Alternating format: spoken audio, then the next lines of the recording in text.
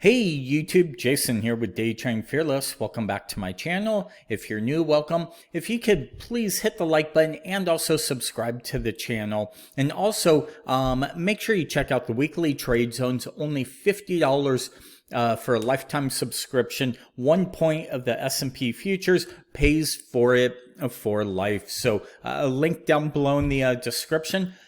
But as always, let's jump right into the video. This is the weekly watch list for June 14th, 2021. S&P Emini futures. Well, first things first is remember we rolled over. Next week is actually the rollover, but we're rolling over for the new futures contract. So we are now on the September contract. So if you're looking at the June contract, that only has a week left. The numbers are going to be totally off about 7 or 8 points, but so make sure you look at the E-mini futures for the September contract. So nice breakout right here. Okay, on again, we're looking at the new contract. So nice breakout, nice reversal to the upside, bearish engulfment or bullish engulfment, engulf down to the downside, upside, closed right near the highs. Today we closed higher. I'm gonna say higher. We still don't have enough excess up here for the markets to reverse. So the first probably couple days of next week, barring any news over the weekend, I'm going to say higher to the upside. That's it for the ES. Short and simple this week. NQ. Nice kind of move higher on Nasdaq, same thing. Down, bullish engulfment, working its way up. Couple levels to keep an eye on is the 14,063, 64 level, and then potentially all the way up to the 14,200 level on the Nasdaq. Okay. Again, no bullish and no excess on the market profile. So I truly think that we're just kind of working our way higher and higher, making now higher highs and higher lows on a very short term, right? A low, high, higher, higher, low, higher, high, higher, low, higher, high. If you want, just grab a channel, draw it like this, right? Just from here to here. Okay, these two pivots, and just kind of watch that. We have this and also here. So maybe early in the week, X marks the spot. Again, around 14,200. So that's what's going on there. Crude oil.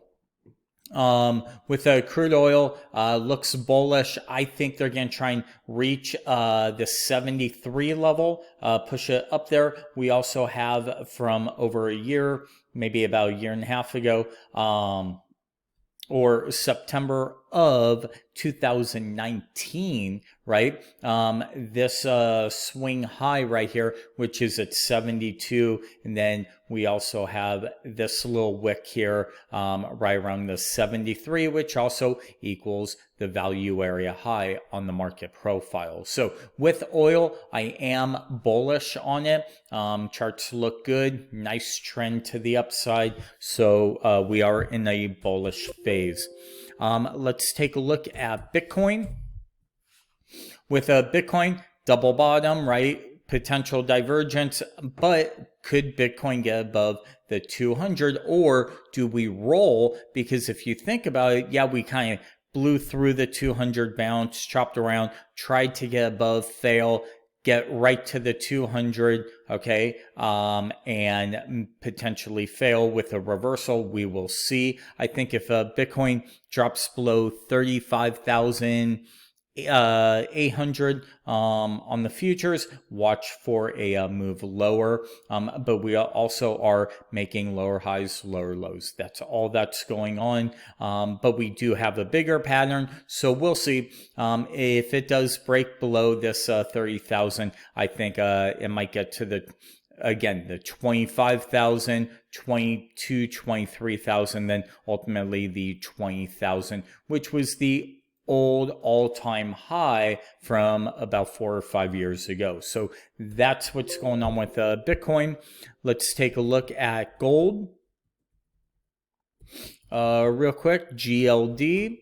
Okay, gold kind of getting tired here. I think rolling over. I drew these. I said this kind of a few days ago. Watch for a pullback for a potential long. Nice 38% fib from that low to this high with the 200, the 50 all there. So I like a GLD around the 170 to 171 levels for a potential long. And then over silver, same thing, just kind of sideways action. All we need to do is grab our fibs. Okay, just go from that low to this high and probably this 24.79 level for potential long if it gets there. Now, also keep an eye on silver because you might see silver looks a little stronger than gold right now. So we might see actually silver move higher, gold move lower. Usually doesn't work that way, but just something that may actually start to work.